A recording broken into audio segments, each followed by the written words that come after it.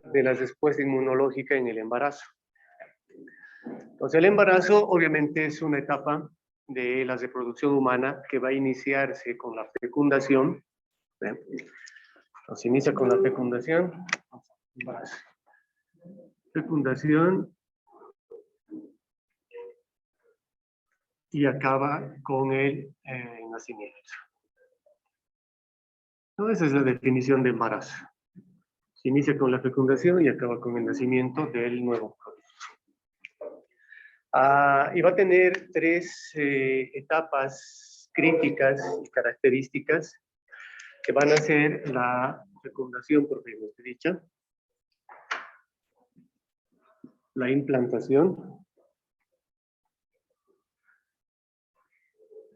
y la placentación.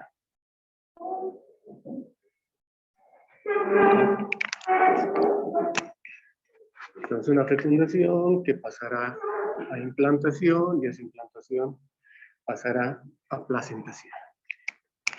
Entonces, la fecundación no es otra cosa que cuando un espermatozoide va a ser el más activo de todos esos millones de espermatozoides que van a ser depositados en el fondo del saco de la vagina y que a su vez va a permitir poder brindarle la mayor adaptación al ovocito. Entonces va a ser más capaz y le va a brindar toda la mayor adaptabilidad al ovocito para poder unirse, ¿no? Entonces, la fecundación.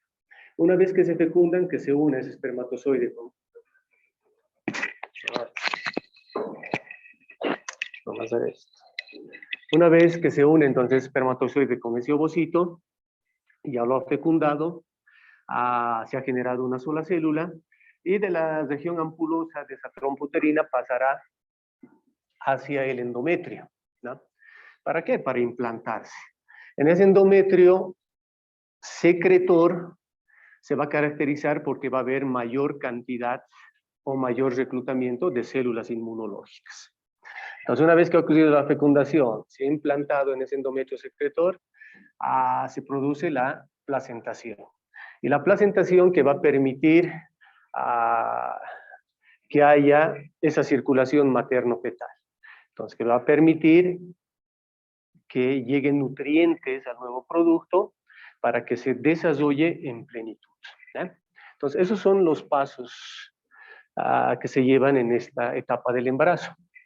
Ahora nos dicen y nos hablan de la inmunología materno-fetal, ¿no?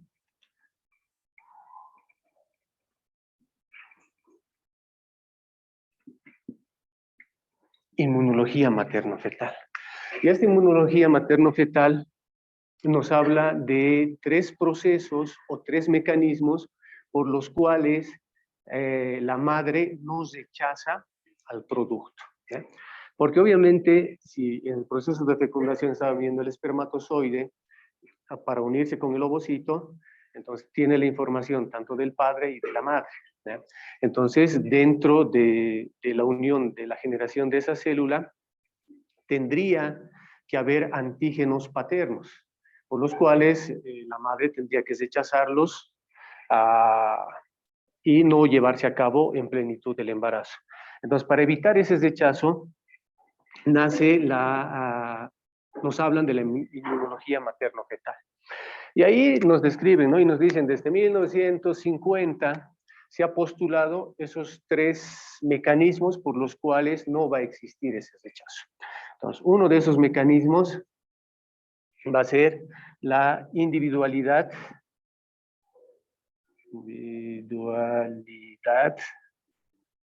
de tejidos, tanto maternos como fetales. ¿Sí? O sea, el feto tiene su propio tejido, ¿no ven? Trofoblasto, incitiotrofoblasto y todo su amnios, que le permite tener un microambiente. Y la madre igual, la madre a expensas de su útero, que le va a servir como reservorio para todo el tejido fetal también, ¿no? Entonces nos dice, va a haber individualidad. Pese a que se está generando en un mismo organismo biológico, va a haber individualidad, tanto fetal como materna. Dos, nos dicen que va a existir una ¿cómo se diría? Cuando es poquito. Cuando es poca cantidad, ¿qué significaría? Su sinónimo de inmadurez. Inmadurez inmunológica. Va a haber una inmadurez inmunológica, pero ¿de quién? Del feto, del producto, que va a impedir que se desencadene una respuesta inmunológica. ¿Por qué? Porque está inmaduro, ¿no? Está inmaduro. Y 3, nos habla de una regulación negativa del sistema inmunológico materno. ¿Ya? Una regulación negativa del sistema inmunológico materno. Y esa es la más importante, ¿no? La regulación negativa. O sea, que la madre, su sistema inmunológico de la madre, sabe que es un producto nuevo. E inmunológicamente lo toma como una prioridad inmunológica, un privilegio inmunológico, ¿ya?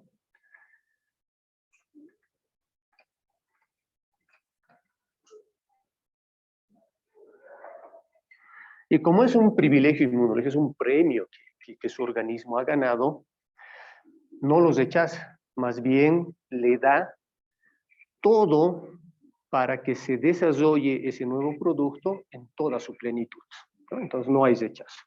Entonces esos 3 son los mecanismos por los cuales la madre no rechaza al producto, ¿ya? Ahora, ¿cuál es el microambiente en el embarazo? ¿Ya? ¿Cómo va a ser o cuáles son las células inmunológicas? Células del sistema inmune en la mujer. Entonces, las células del sistema inmune en la mujer antes de que entre en gestación, nos dice, van a estar en sus, a nivel del endometrio, a nivel del endometrio basal y a nivel del endometrio secretor o funcional.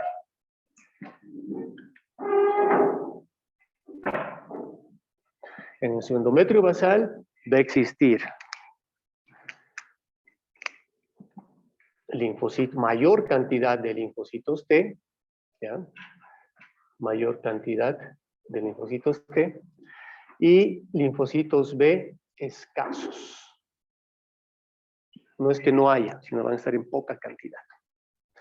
En el endometrio funcional va a existir los monocitos, van a estar los natural killer uterinos y van a estar las células dendríticas, ¿ya? Y todas estas células de este sistema inmunológico materno corresponden a un 30 a 40% de todas las células de ese sistema inmunológico de esa mamá.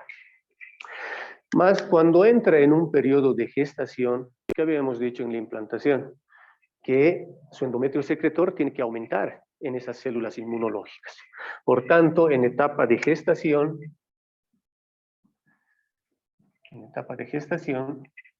cambia, ¿no? Habíamos dicho que esto es el sistema inmunológico de una mujer que todavía no está en etapa de gestación. Entonces, cuando ya está en gestación, esa numeración va a cambiar. Ya no vamos a tener un 30 a 40% de todas estas células, sino vamos a tener un 70% de células natural killer uterinas, ¿ya? Vamos a tener un 20% de macrófagos, vamos a tener un 14% de linfocitos T, vamos a tener 4% de células dendríticas y vamos a tener escasos o escasas linfocitos B. ¿Ya? Entonces cambia, ¿no? Si se dan cuenta, de un 30-40 a todo esto de acá, cuando está en gestación. ¿Mayor cantidad de qué? Natural killer, uterinas. ¿Ya? Muy bien.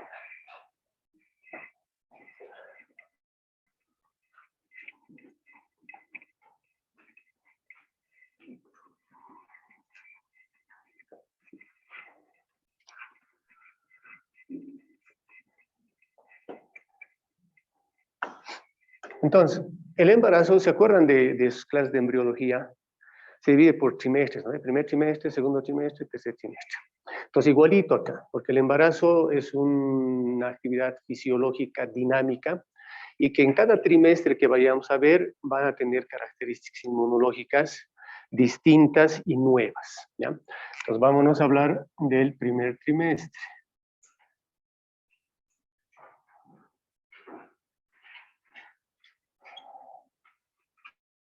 Primer trimestre. Y en el primer trimestre, justamente se habla del proceso de implantación, ¿ya? Entonces aquí tendremos primero implantación. Implantación. Entonces tendremos ahí a nuestra célula.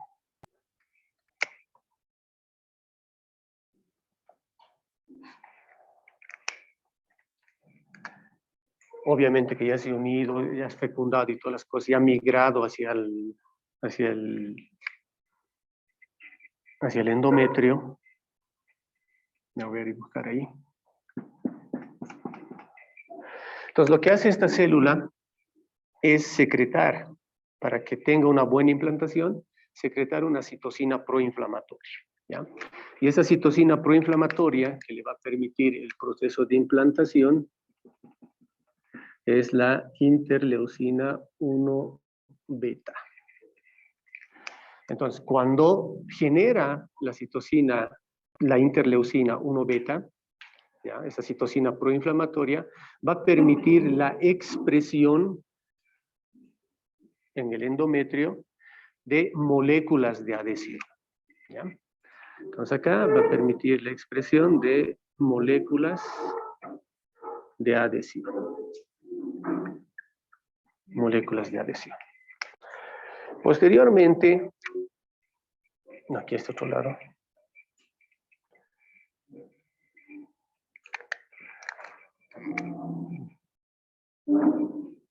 Ahí, digamos.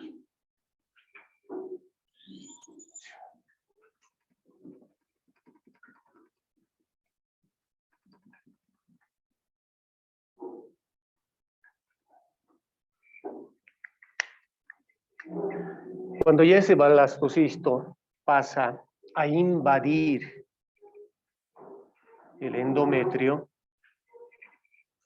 ¿ya? Y ya se habla de trofoblasto, porque ya no es como esta célula de 4 a 6 días que tiene 200 células.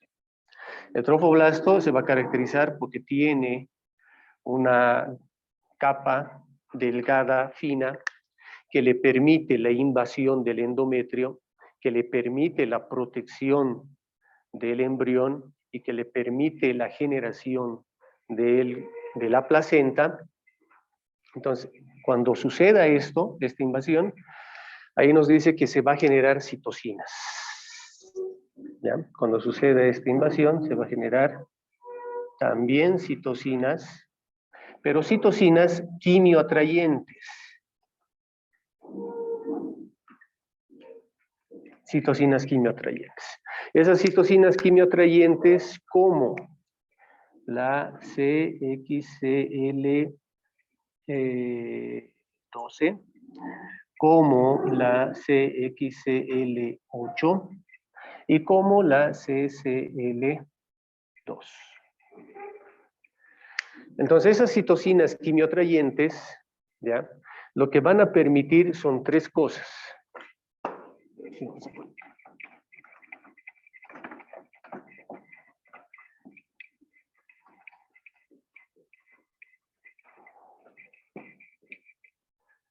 Nos van a permitir tres cosas. Uno, van a permitir la migración de monocitos de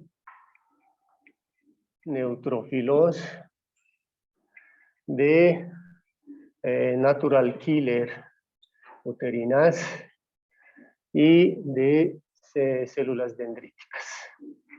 ¿Ya? Entonces permite la migración hacia ese lugar de invasión del trofoblasto. ¿Ya?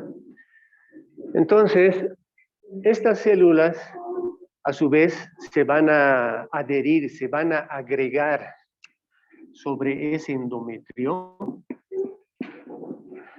y van a permitir, van a facilitar la mayor invasión de este trofoblasto.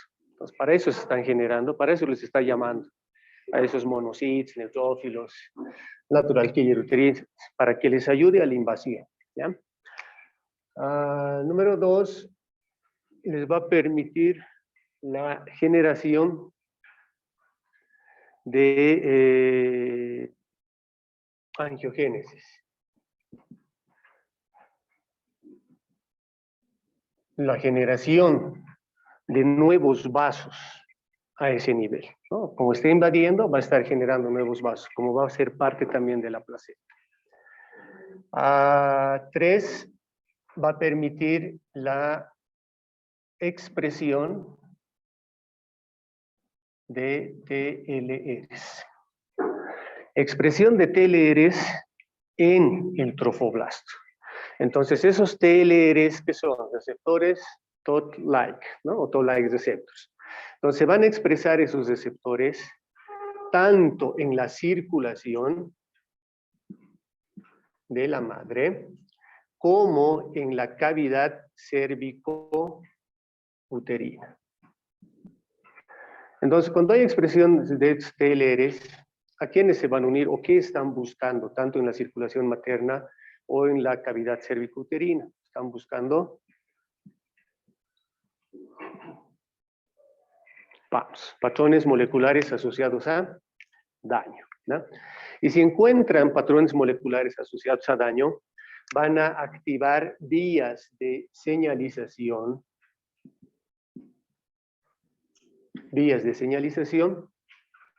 las cuales son dos y que ya habíamos visto igual a un inicio, ¿no? Es la NF-kappa beta, una vía, y la otra vía era la vía IRF3, factor regulador de interferón, ¿eh? Entonces, si se van por la vía de NF-kappa beta, que era un factor de transcripción que tenía que traslocar al núcleo y que el núcleo se iba a activar los genes para generar, ¿qué cosas? Citocinas proinflamatorias.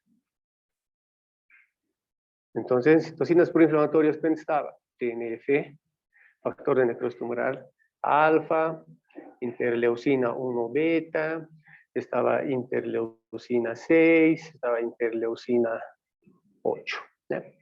O por el otro lado, si se iban por la otra vía del IRF, iban a generar a los interferones.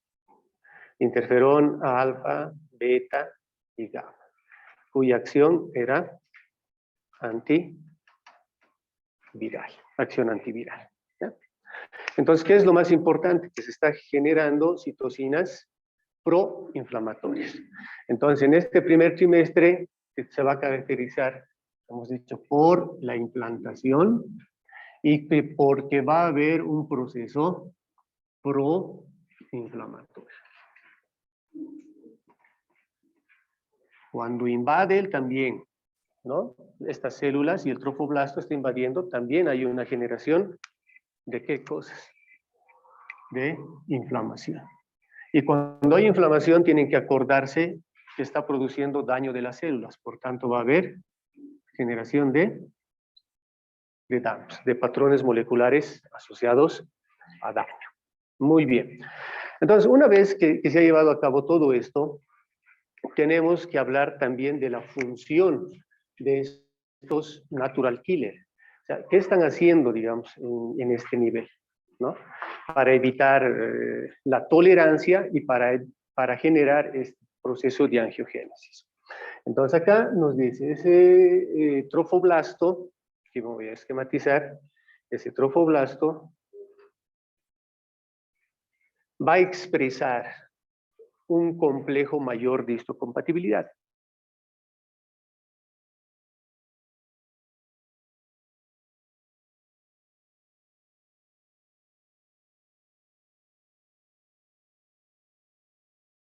Entonces, en nuestro caso decíamos que se denominaba antígeno leucocitario E, y eso va a ser reconocido por un receptor del natural killer uterino. Ese receptor, una vez que le reconozca el natural killer a ese antígeno leucocitario humano, va a atenuar la respuesta del perfil TH1. El perfil TH1, ¿se acuerdan? ¿Qué era? ¿Inflamatorio o antiinflamatorio? Inflamatorio. ¿Por qué? Porque produce también citocinas proinflamatorias. Entonces, sí, el primer trimestre hay proceso inflamatorio, ¿no?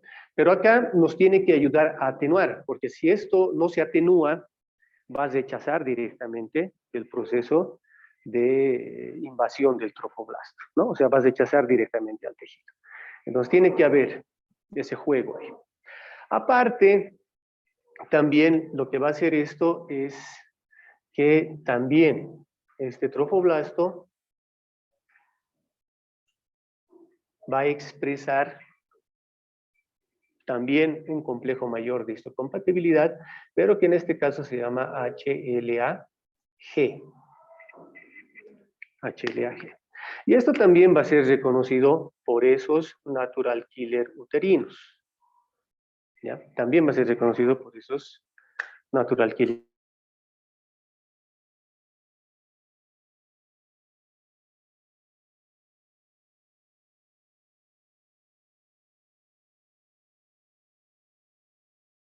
uterinos. Y en este caso, permitir atenuar las va a permitir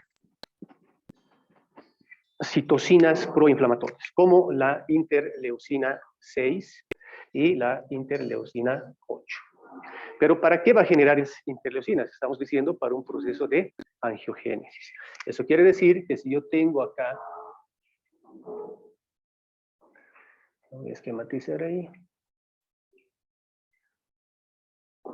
decidua, y esto va a estar unido con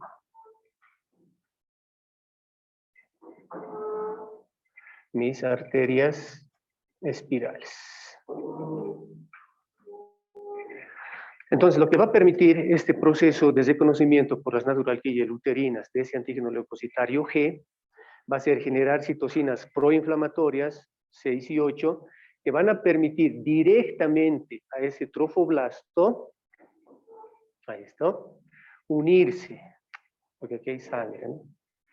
Van a permitir unirse a la residua de ese trofoblasto con las arterias espirales. Y una vez que se unan, van a permitir esa circulación, la generación de esa circulación materno-fetal. ¿Ya? Materno-feto. Para eso es que se ha generado ese proceso. Muy bien. Entonces, si les preguntan en el examen, características inmunológicas del primer trimestre, implantación y proceso proinflamatorio. Listo, en resumen, nada más. Ahora vámonos al segundo trimestre. ¿Qué es lo que va a suceder en el segundo trimestre?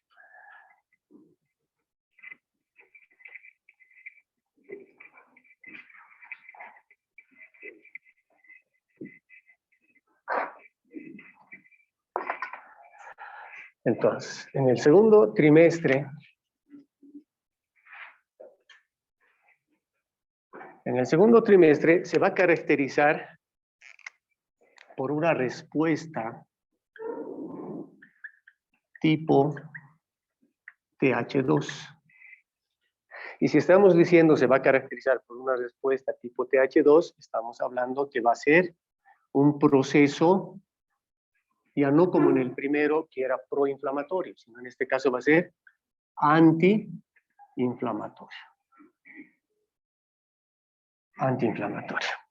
Entonces nos dice, aquí tiene que existir un cambio de switch, ¿ya? Entonces va a haber un switch a perfil TH2. Eso quiere decir que si yo tenía un linfocito T 0 o linfocito T virgen, ese linfocito T virgen en una primera instancia, gracias a interleucina 12, me estaba dando un perfil TH1. Ese perfil TH1 te genera citocinas proinflamatorias. ¿Qué citocinas proinflamatorias? Lo que ya habíamos visto. TNF-alfa, interleucina 1, interleucina 6, interleucina 8. ¿No? Entonces, eso a su vez va a estar amplificado por la respuesta del perfil TH17. Y así el perfil TH17 generaba otra interleucina. ¿Qué interleucina era? La interleucina 17. ¿Y esa interleucina 17 para qué te servía? Para la migración de mayor cantidad de macrófagos y neutrófilos, ¿no? Por esto se caracterizaba entonces para decir que la respuesta del perfil TH1 era proinflamatoria. Proinflamatoria. En relación al otro, si tenía ya no interleucina 12, si tenía interleucina 4, iba a diferenciarse y generarme mi perfil TH2. Y el perfil TH2 obviamente tiene que generar citocinas todo lo contrario, ¿no? Aquí están la interleucina 5, la interleucina 9, la interleucina 13. Y aquí el gran ayudador, digamos, para que se llame de un proceso de respuesta antiinflamatoria, en mayor proporción, va a ser T, linfocito T, regulador, que va a ayudar para que le den el nombre de esto y de que sea antiinflamatoria. Antiinflamatoria. Entonces, los linfocitos T reguladores, ¿qué citocinas van a generar? Interleucina 10 y el factor de crecimiento transformante beta. Entonces sí, efectivamente el perfil TH2, gracias a la colaboración de los linfocitos T reguladores, hace que esto sea antiinflamatorio en relación a los TH1 que son proinflamatorios. Entonces se dan cuenta, en el embarazo va a haber cambios de switch. Primero estará TH1, pero luego tiene que subir TH2, luego tenemos que cambiar y así sucesivamente para evitar el rechazo del producto. Eso es lo que pasa, ¿no? Es una respuesta de tipo TH2 antiinflamatorio. Entonces, el segundo trimestre, que es el trimestre más largo del embarazo, se caracteriza por eso, porque tiene que haber una respuesta tipo TH2 que va a ser antiinflamatorio. Pero eso no acaba ahí, sino que ahí también entran en juego nuevamente los natural killers. Y los macrófagos y cierto tipo de receptores, que vamos a ver acá.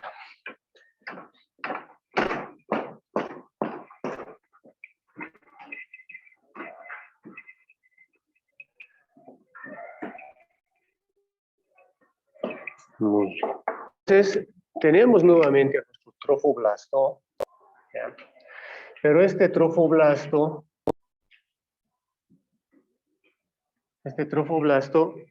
va a expresar nuevamente una HLA. Pero esta HLA también, igualito que la anterior, va a ser una HLA tipo G. Y esto va a permitir que sea reconocido ya no por la natural killer como en la anterior, en el primer trimestre, sino que iba a ser reconocido por un macrófago. ¿Ya? Un macrófago. Y este macrófago, y en especial va a ser del tipo M2, porque recordemos que el M1 va a ser proinflamatorio, el M2 es antiinflamatorio. Entonces, con ese reconocimiento, la liberación también de citocinas. Pero en este caso va a liberar citocinas antiinflamatorias. ¿Cuáles? Interleucina 10 y tu factor de crecimiento transformante beta. Listo. A su vez, también, no solamente el trofoblasto, sino el citotrofoblasto. Vamos a tener acá citotrofoblasto. Va a liberar directamente también citocinas. En este caso, solamente va a liberar interleucina 10. Y esa interleucina 10 hace también que este macrófago cambie a su tipo 2. O sea, de un tipo 1 hacia un 2. Y este tipo 2, obviamente, va a generar ¿qué cosas? También va a generar citocinas de tipo interleucina 10 y beta. A su vez, no solamente esto queda ahí, sino que este macrófago que has reconocido, ese HLA-G, también puede activar al linfocito T regulador. Y si me activa el linfocito T regulador, este linfocito T regulador también va a generar citocinas. ¿Y qué tipo de citocinas genera el linfocito T regulador? También genera interleucina 10 y también genera factor de crecimiento transformante beta. Entonces, algo legal de esto es que todos los factores de crecimiento transformantes betas que se están produciendo en esos niveles estimulan directamente el desarrollo y el crecimiento del embrión. ¿Ya? Entonces, desarrollo y crecimiento del embrión. ¿Quiénes? Todos los factores de crecimiento transformantes beta. Y no solamente van a permitir el desarrollo y el crecimiento del embrión, sino también van a permitir el mantenimiento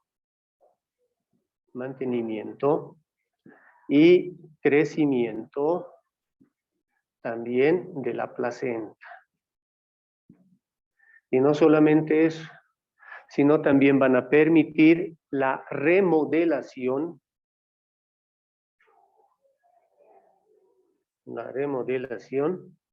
de la cavidad uterina. ¿Ya? ¿Para qué? Para darle al producto todas las condiciones de adaptación. ¿Ya? Entonces, esas cosas hacen gracias a ese perfil de H2. Muy bien. Vámonos ahora para terminar al tercero, que sería el fin. Tenemos 6 minutitos, justito vas a parar.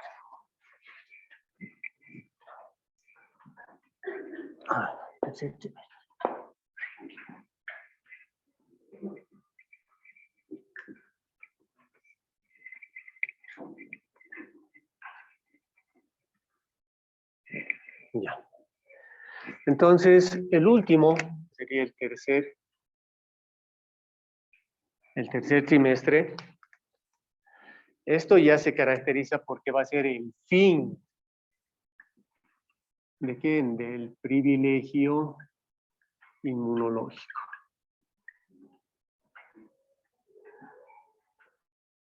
se acaba ya los privilegios para ese nuevo producto. Y se va a caracterizar porque nuevamente aquí vamos a tener una respuesta de tipo TH1. Y si estamos hablando de que vamos a tener una respuesta de tipo TH1, estamos hablando que va a ser un proceso proinflamatorio, ¿no?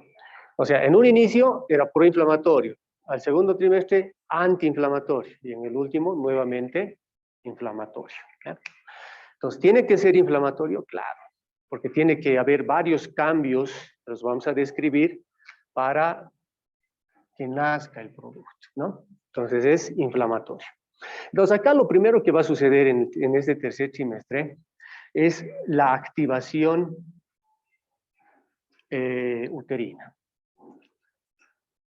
Activación uterina. Específicamente del miometrio. ¿Ya? Entonces, activación uterina. ¿Y cómo se va a activar el miometrio? Por la generación de una hormona neurohipofisiaria a nivel de la madre. O sea, la madre va a tener una secreción de la oxitocina. Entonces, la oxitocina te va a permitir que realices una contracción rítmica y sincrónica del miometrio, ¿no? Entonces ya vas a poder escuchar ya si hay contracción o no hay contracción. ¿Cuándo va a empezar ya todo este proceso? A las 37 semanas. Obviamente que términos son las 39, ¿no? Pero a las 37 ya está comenzando este proceso.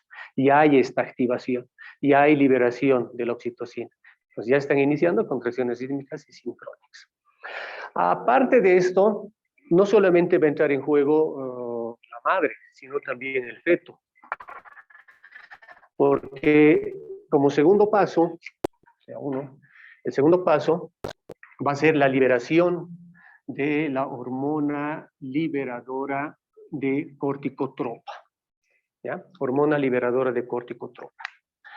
Entonces, esa hormona liberadora de corticotropa, voy a esquematizar acá. Ahí teníamos nuestro trofoblasto. Y acá vamos a tener nuestro producto. Van a disculpar, no soy buen dibujante, pero más o menos ahí. ¿No? Entonces, el trofoblasto es el que va a mandar la señal.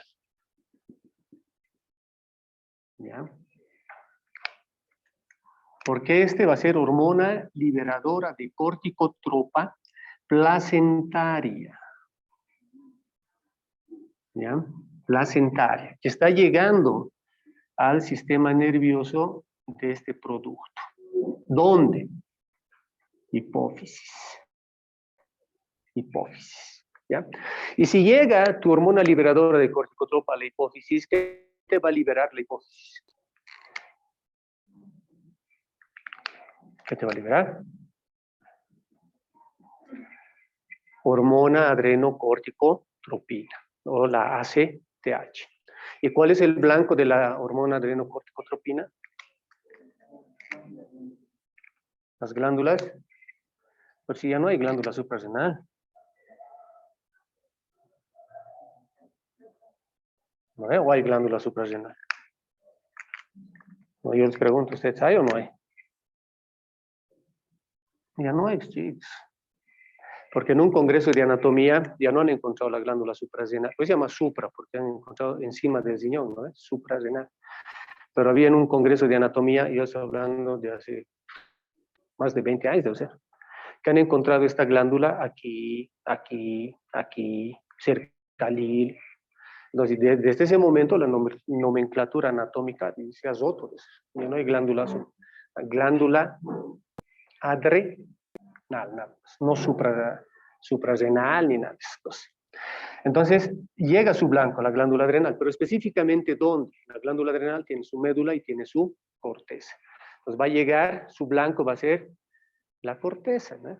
Y la corteza está formada por 3 capas. ¿Cuáles son?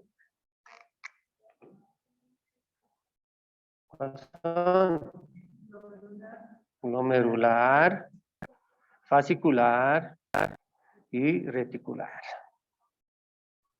¿No? Esas son las capitas de esa corteza. Ahora, ¿qué secreta cada uno de ellos? Interesante, ¿no? Entonces, esta me va a generar aldosterona. Esta me va a generar cortisol. Y esta me va a generar los precursores de los andrógenos. En este caso, S de hidroepiandrostenodiona. ¿Ya? Entonces, lo más importante es eso, ¿no? Que está llegando a la hipófisis del feto o del producto, está liberando ACTH, ese ACTH tiene su blanco en la glándula adrenal, esa glándula adrenal específicamente en la corteza está dividida en 3 capas, glomerular que te genera aldosterona, fascicular que te genera cortisol, y reticular que te está generando la S de hidroepiandrostenodiona, ¿ya?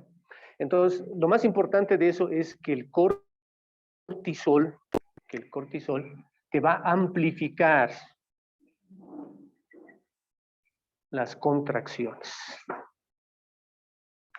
Y la 5 de hidroepiandrostenodiona te va a generar la producción nuevamente de estrógenos maternos. Porque cuando hay embarazo, ¿qué está elevado? ¿El estrógeno o la progesterona? Progesterona, ¿no es cierto? Entonces, acá ya está empezando a estimular, gracias a eso, los estrógenos, ¿no? Nuevamente van a devolver los ciclos regulares a la mujer. Muy bien. Aparte de eso, nos dice que va a existir el bosamiento, 2 minutitos, el borramiento del cuello cervical. Entonces, 1, 2, 3, bosamiento. Bosamiento y dilatación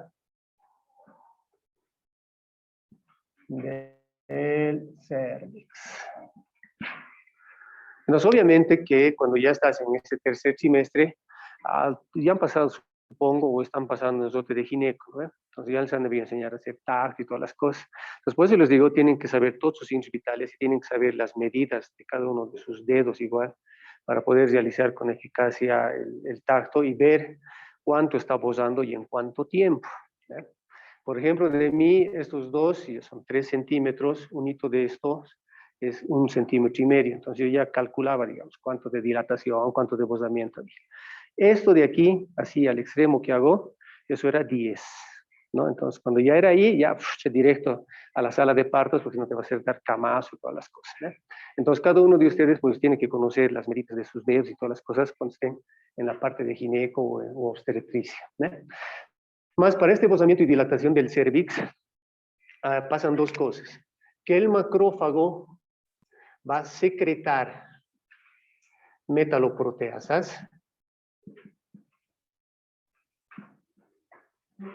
¿Ya? Y esas metaloproteasas son las que van a desnaturalizar, van a degradar todo el proceso de colágeno que encuentren para ese bosamiento y dilatación.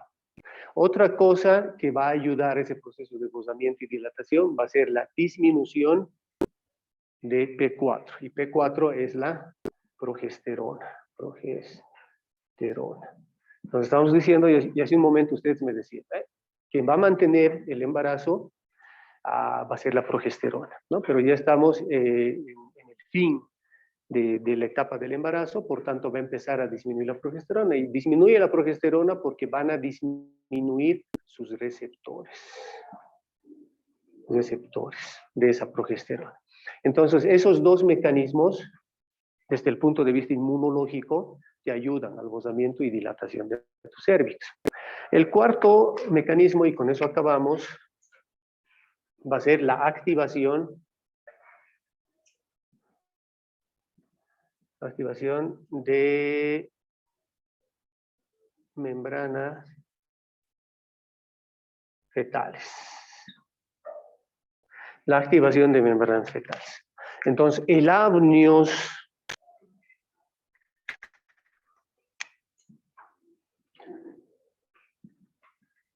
que está conteniendo ya al productito, ahí, ¿no? Tiene que romperse, ¿no? Tiene que romperse. Pero tiene que romperse a término, o sea, en el tercer trimestre, no puede romperse más antes, que en ocasiones ocurre, ¿no? Rotura prematura de membranas y todas las cosas. Pero no, acá tiene que romperse a término, en sus 39 semanas. Y para que eso ocurra, nos dice que va a entrar en juego los dos, más las citocinas proinflamatorias. Entonces, desde que se ha iniciado el proceso de fecundación, va a haber generación de dos, va a haber generación de citocinas proinflamatorias, como hemos visto. Entonces, el acúmulo de ambos, ¿ya?, va a permitir incluso la migración de neutrófilos. Porque cuando hay dos o cuando hay citocinas proinflamatorias, ¿qué se está produciendo? Inflamación, ¿no? Inflamación. Y ahí te está permitiendo la migración de neutrófilos. Y estos neutrófilos, ¿cómo matan a las bacterias? Por generación también de dos. Y no solamente de dos, sino de cuerpos nitrogenados también, ¿eh? Por el mecanismo de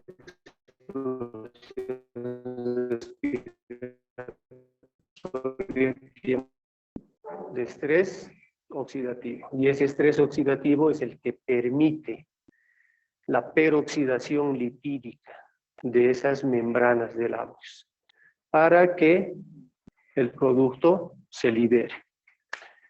Y demos fin al proceso del embarazo.